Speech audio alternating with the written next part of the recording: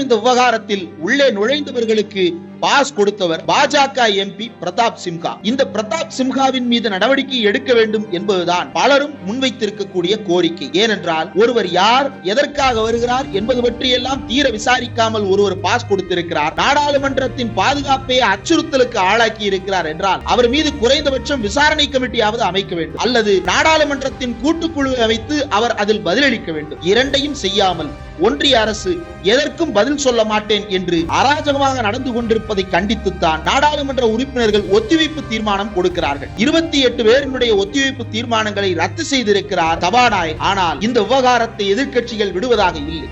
ஒன்றிய உள்துறை அமைச்சர் பதில் சொல்லியே ஆக வேண்டும். எங்களுடைய பாதுகாப்புக்கு பங்கம் ஏற்பட்டிருக்கிறது, அதற்கு நீங்கள் விளக்கம் கொடுத்தே ஆக வேண்டும். கூடுதலாக பாதுகாப்பை அதிகப்படுத்தி இருக்கிறீர்களா, அல்லது ஏற்கனவே பாதுகாப்பில் இருந்த குறைபாடுகளை சரி செய்ய என்ன நடவடிக்கை எடுக்கிறீர்கள் என்பது பற்றி எல்லாம் விளக்கம் கொடுக்க வேண்டும்